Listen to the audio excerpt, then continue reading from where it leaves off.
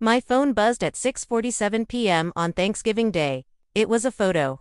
My entire family, sitting around a beautifully set table, turkey golden and steaming, candles flickering, everyone smiling. My sister Megan had captioned it, "Best Thanksgiving ever."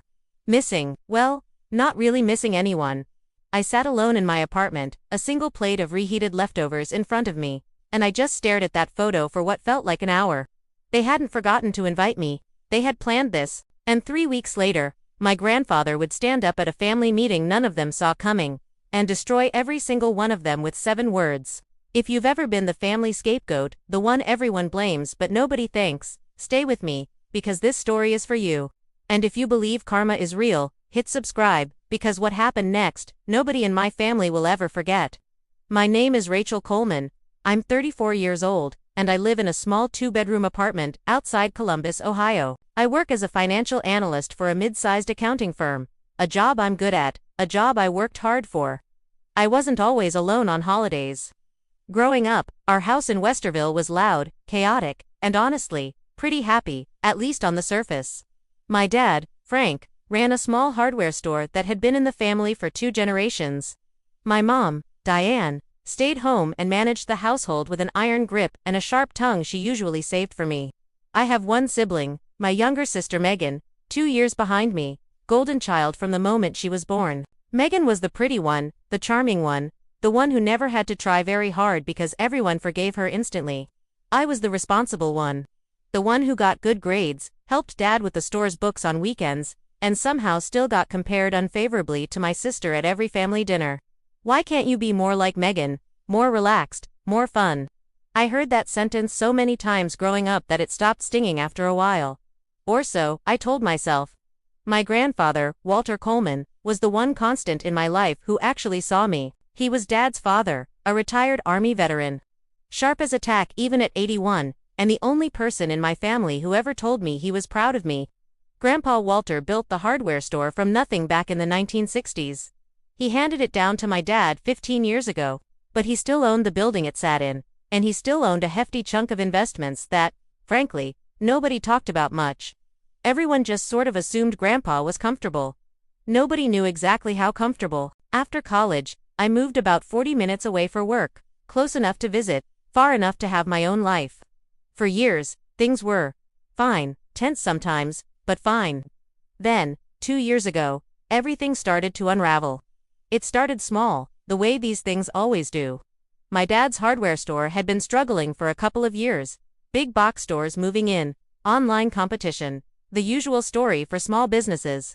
I offered to help. I have a financial background. I know how to read a balance sheet. I know how to spot where money is leaking. So every other weekend, I drove home, sat down with Dad's books, and helped him reorganize his finances, renegotiate supplier contracts, and cut unnecessary costs.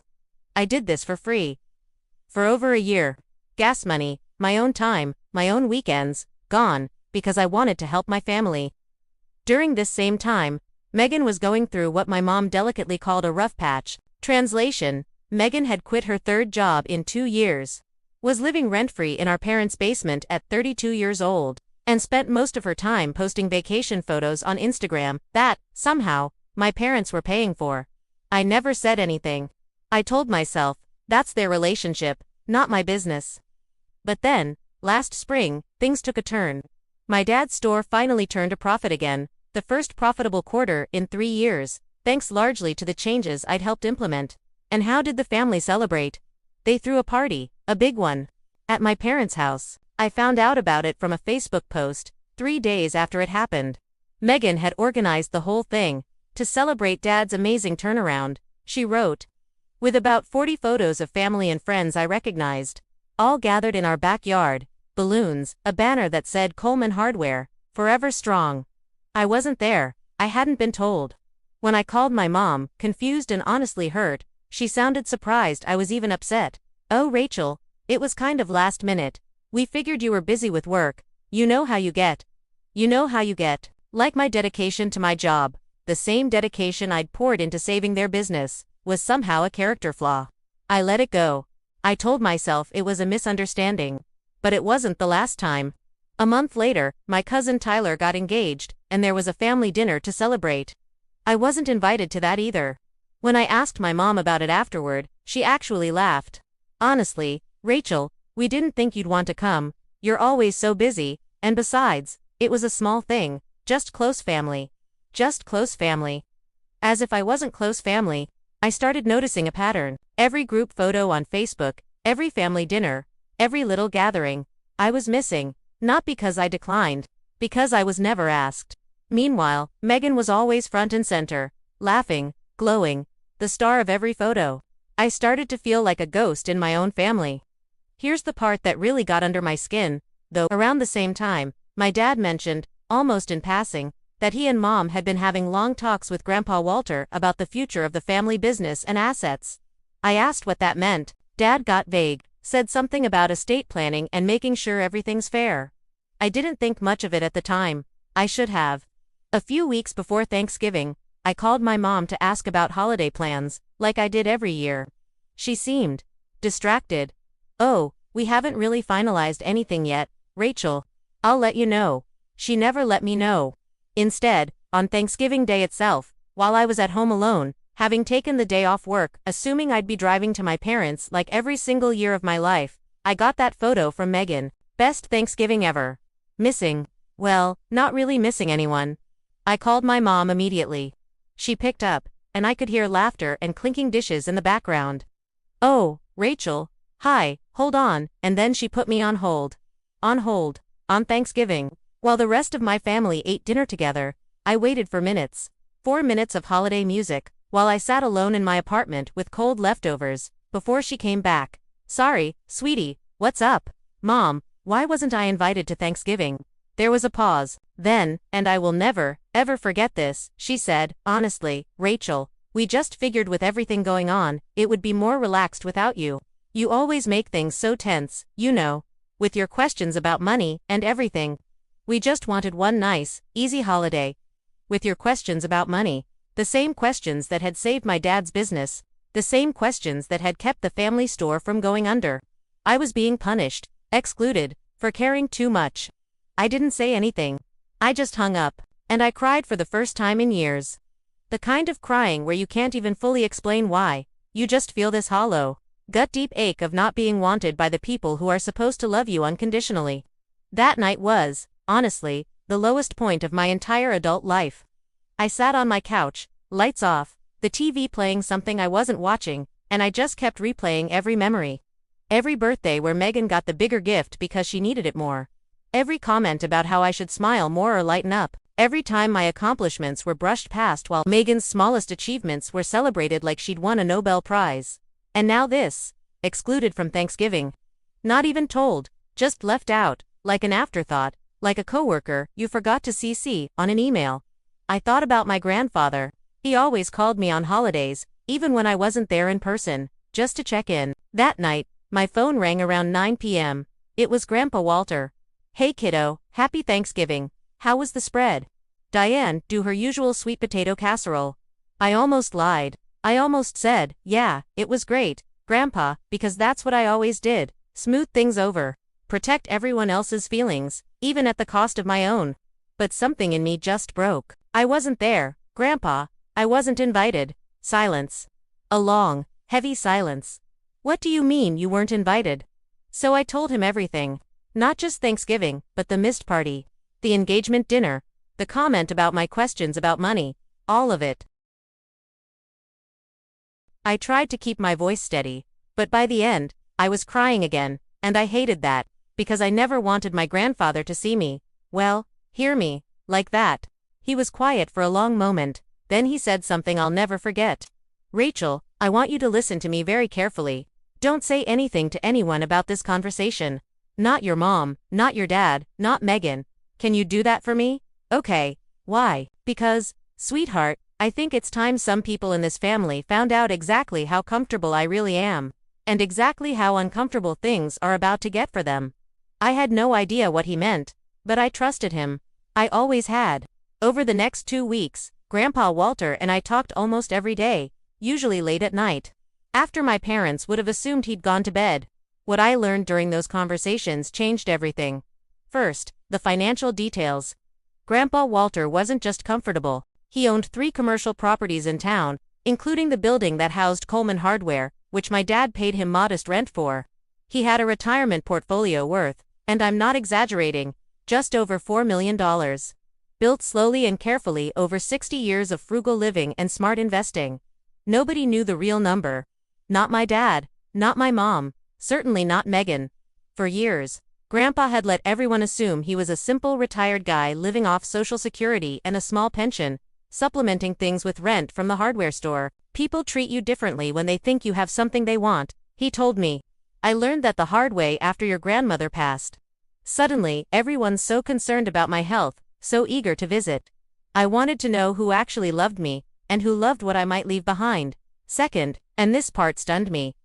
Grandpa had been quietly working on his estate plan for the past year, with a lawyer he'd hired privately, someone none of my family had ever met. The long talks my dad mentioned about estate planning, those were initiated by my parents, pestering Grandpa about his will, hinting, not so subtly, that he should make sure things are settled and that Megan's situation is a bit precarious financially, so it'd be good if she were taken care of. In other words, my parents had been lobbying my grandfather to leave a larger share, or even most, of his estate to Megan, because she needs it more, while I, the responsible one, the one who'd be fine on her own, would get less, or possibly nothing.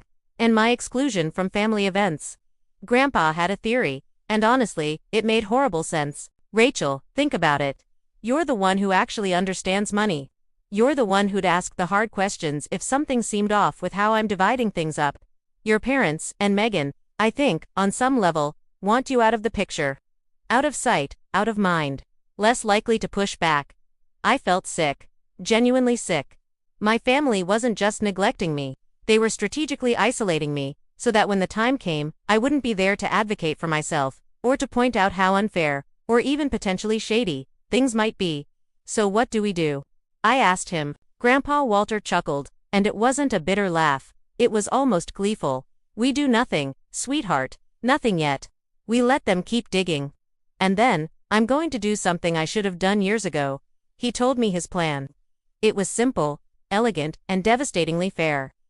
He was going to call a family meeting, ostensibly to discuss his will, in early December. Everyone would be there, my parents, Megan, even some extended family, aunts, uncles, cousins, the people who'd been part of every gathering I was excluded from, and at that meeting, Grandpa was going to reveal the truth. The real truth, about his finances, his will, and, crucially, about exactly how he'd come to make his decisions, including the part where he'd recently learned about my exclusion from family events. I'm not going to do anything illegal, Rachel, and I'm not going to do anything that isn't already within my rights as the man whose money this is. But I am going to make sure everyone in that room understands exactly what kind of people they've been, and exactly what that's going to cost them. I asked him if I should be there. Absolutely. In fact, you're going to be the guest of honor. But not in the way they'll expect.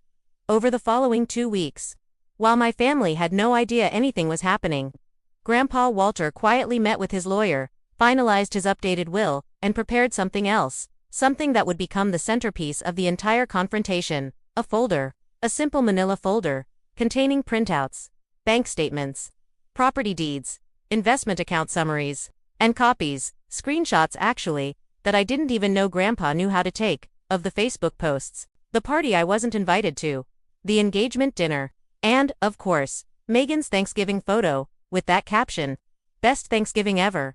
Missing. Well, not really missing anyone. Grandpa had saved it.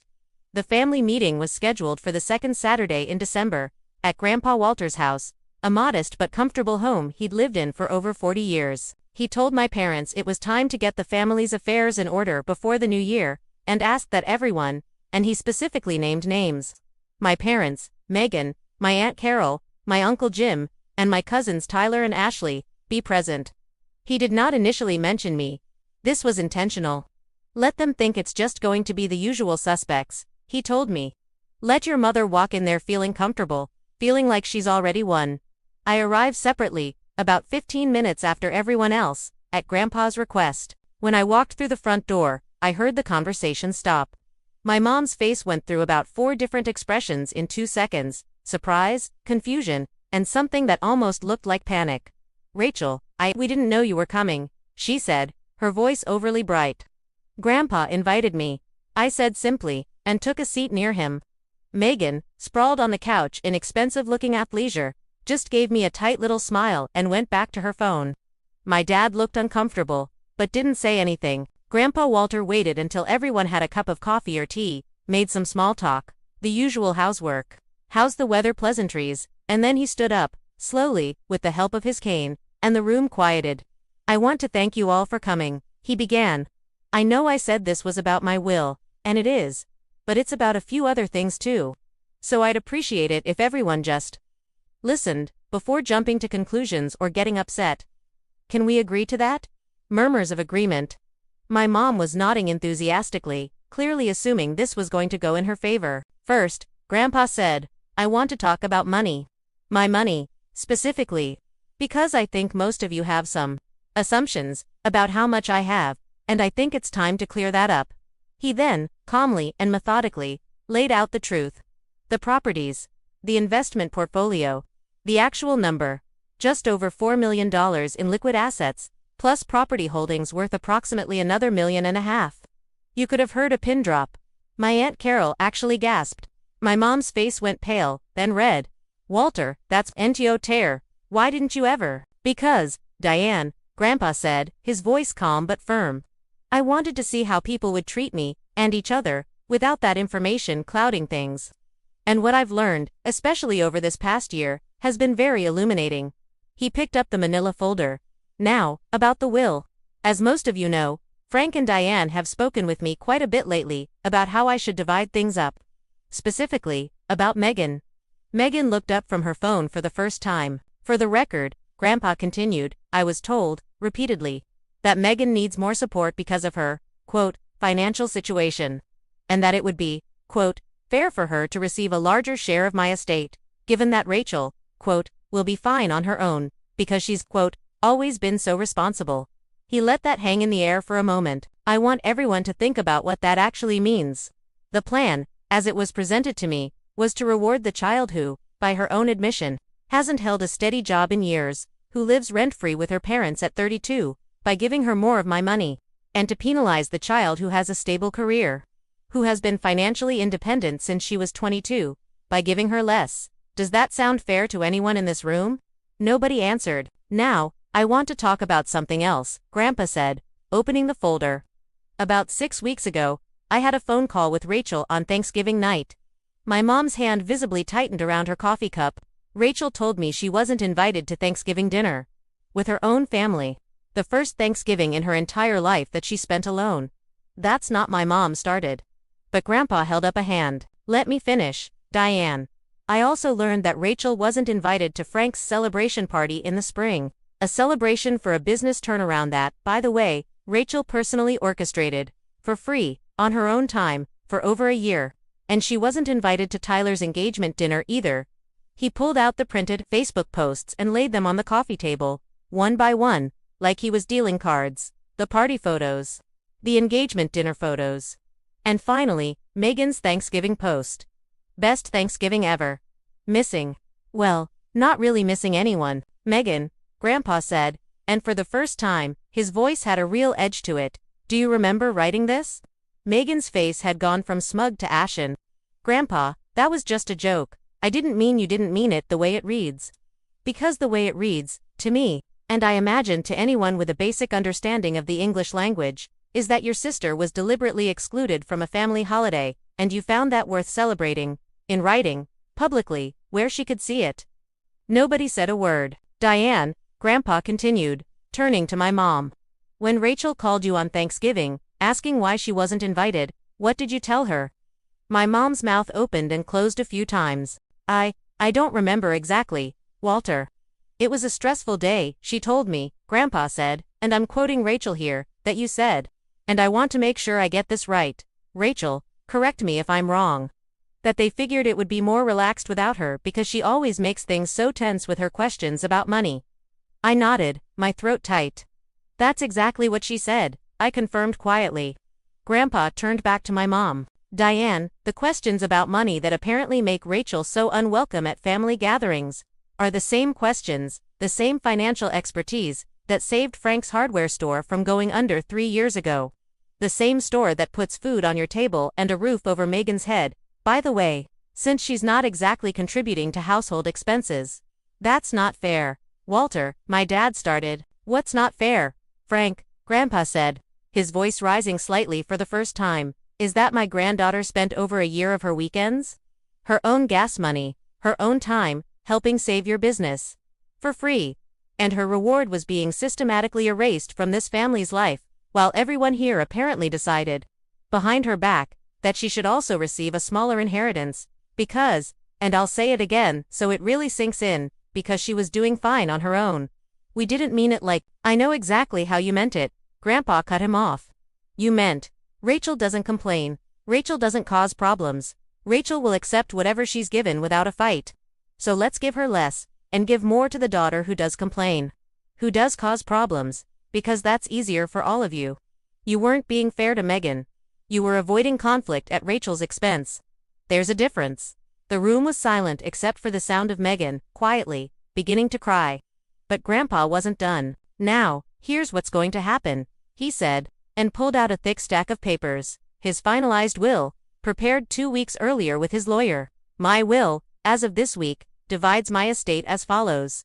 60% to Rachel, 25% to Frank, since he is, after all, my son, and I do still love him, even when I'm deeply disappointed in him. 10% split between my other grandchildren, Tyler and Ashley, who I don't believe were involved in any of this, and have always been kind to Rachel. He paused. And Megan receives 5%. Megan made a sound somewhere between a gasp and a sob. 5%, Megan, comes to roughly $275,000. Which is, frankly, more than you deserve based on how you've treated your sister. But I'm not a cruel man, and I don't believe in punishing people forever for being young and foolish. However, he looked directly at her. That 5% will be held in a trust, which you cannot access until you turn 40, unless you can demonstrate, to the trustee's satisfaction, that you've held a steady job for at least 2 consecutive years. I'd suggest you start looking. Megan, you have 8 years. Grandpa, you can't. I absolutely can. It's my money. I built it, and I get to decide what happens to it, and under what conditions. Then, the part that I think hit my parents the hardest, effective immediately, Grandpa continued. I'm also raising the rent on the hardware store building to fair market rate, which my lawyer informs me is roughly double what you're currently paying, Frank. You have 90 days to either negotiate a new arrangement, find new investors, or relocate the business. I'd suggest, frankly, that you call Rachel. She seems to be good at fixing financial problems, for free, though after everything, I wouldn't blame her if she charged you this time. Walter, you're punishing all of us because of one bad Thanksgiving. My mom tried. No, Diane, Grandpa said, and his voice was almost gentle now, which somehow made it worse. I'm not punishing anyone for one bad Thanksgiving. I'm responding to a pattern. A pattern of excluding, dismissing, and undervaluing one member of this family, while indulging another, for years. I just didn't have the full picture until recently. Now I do. He looked around the room, at my Aunt Carol, my Uncle Jim, my cousins, all of whom had been silent, stunned, throughout this entire speech. I called all of you here today because I wanted witnesses. I wanted Frank, Diane, and Megan to understand that this isn't some private little family secret anymore. Everyone in this room now knows exactly what happened, and exactly why I made the decisions I made. If, going forward, Rachel is excluded from family events again, or treated as anything less than an equal member of this family, I will know about it. And I will adjust my will again, accordingly. I'm 81 years old, but I'm not dead yet, and I have excellent lawyers. For a long moment, after Grandpa finished, nobody moved. Then my mom turned to me, her eyes wet, but I could see, even through the tears, that calculating look she always got when she wanted something. Rachel, honey, I'm so sorry, we didn't realize how much we'd hurt you. Can we please talk about this? Just the two of us. 3 weeks ago, I might have said yes, immediately. I might have rushed to comfort her, to smooth things over, the way I always had.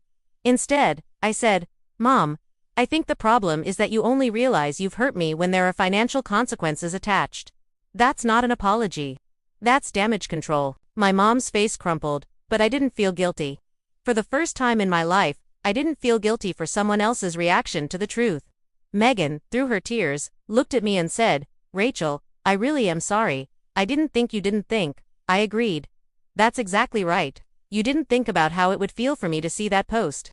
You didn't think about what it's been like to be excluded for over a year. You didn't think about anything except yourself. And honestly, Megan, that's the most honest thing you've said to me in years, even if you didn't mean to say it. My dad just sat there, staring at his hands, looking older than I'd ever seen him look. Dad, I said, and my voice softened slightly, because despite everything, he was still my father. And I could see he was genuinely struggling with shame. You're going to need to figure out the rent situation. I'll help you look at the numbers, if you want. But this time, it's not going to be free. And it's not going to be a secret. If I'm part of this family's financial decisions, I'm part of this family's events. Both or neither. Your choice. My Uncle Jim, who I'd always liked, quietly got up, walked over to me, and gave me a hug. I had no idea. Rachel, I'm so sorry. For what it's worth, you're always welcome at our place. For any holiday. For the rest of forever. That meant more to me than I could express. My Aunt Carol, looking shell-shocked, said, I think we all need some time to process this. Walter, is there anything else? Just one more thing, Grandpa said, and for the first time since he'd started speaking, he smiled, a real warm smile, and looked at me. Rachel, sweetheart, can you stay after everyone leaves? I want to show you something. Everyone left fairly quickly after that, in various states of shock, shame, and tearful apology. My mom hugged me on her way out, a stiff, awkward hug, and said, We'll figure this out, Rachel, I promise. I didn't promise anything back. I just said, I hope so, Mom. Once it was just me and Grandpa, he led me into his small home office, a room I'd been in maybe twice in my life, and pulled out another folder, this one thinner. This isn't about the will, he said. This is something else. Inside was a printed email, an offer letter, actually, from a financial consulting firm in Columbus, one of the more respected ones in the region. What is this? I asked, confused. About 6 months ago, before any of this Thanksgiving business, I was talking to an old army buddy of mine. His grandson runs that firm. I mentioned, casually, that my granddaughter was a financial analyst, very sharp, very thorough, currently a bit underutilized at her current job, if you don't mind me saying. He asked me to have you reach out. I kept forgetting to mention it, with everything going on. But given everything that's happened, I thought, maybe now's the time. I looked at the letter. It wasn't a job offer exactly. It was an invitation to interview for a senior analyst position, with a salary range nearly 40% higher than what I was currently making. Grandpa, I don't know what to say. Say you'll go to the interview. The rest is up to you. But Rachel, I want you to understand something. You don't owe this family anything more than you've already given. Whatever happens with your dad's store, whatever happens with Megan, you get to decide how involved you want to be, going forward.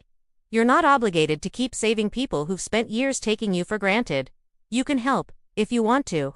But you don't have to. I went to that interview 2 weeks later. I got the job. It started in January, with a substantial raise, better hours, and, frankly, people who actually valued my expertise instead of treating it as an inconvenience. As for my family, things didn't magically become perfect overnight, and honestly, I think that's more realistic than if they had. My dad called me in early January, and we had a real conversation, the most honest one we'd had in years. About the store, about the rent situation, about, well, everything. I did help him, eventually, renegotiate a more sustainable lease with Grandpa. This time with a proper contract, proper compensation for my time, $15 an hour for any consulting work. Which honestly felt almost insulting at first, until I remembered that $15 an hour for honest work is still infinitely more than $0 for being taken for granted. My mom and I are still working on things. She's apologized multiple times now, and I think some of it is genuine. But I've also set boundaries I never had before. I go to family events when I want to, not out of obligation. And if I'm ever excluded again, intentionally, I won't be calling anyone to ask why. I'll just quietly, permanently, step back. Megan, surprisingly, is the one who's changed the most. A few months after that meeting, she actually got a job, an entry-level position at a marketing firm. Nothing glamorous, but a real job, with real responsibilities. She called me a few weeks into it, sounding genuinely overwhelmed, and asked, hesitantly, if I had any tips for managing a budget on her new salary. It was the first time in years she'd asked me for help with something, instead of assuming I'd just be fine, on my own, indefinitely. I helped her, of course. Old habits, I suppose. But this time, it felt different. This time, it felt like she actually saw me.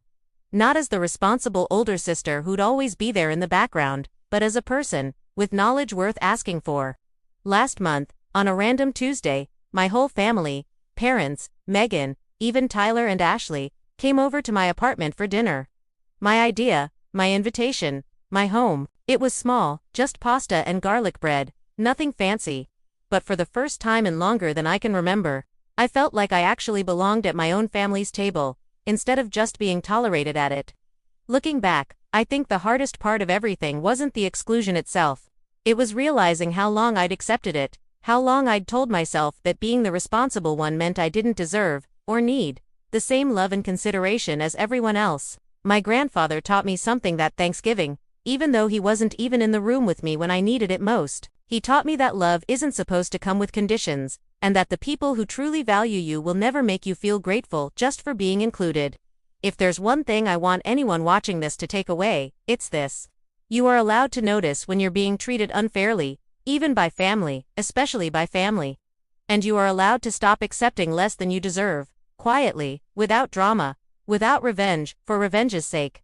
Just by finally, valuing yourself the way you should have all along. Sometimes, the people who love us the most aren't the loudest voices in the room. Sometimes, they're the quiet ones, watching, waiting, and ready to make sure the truth finally gets told. Thank you for listening to my story. If it meant something to you, please subscribe, and tell me in the comments. Have you ever had a Thanksgiving like this? I'd love to hear from you.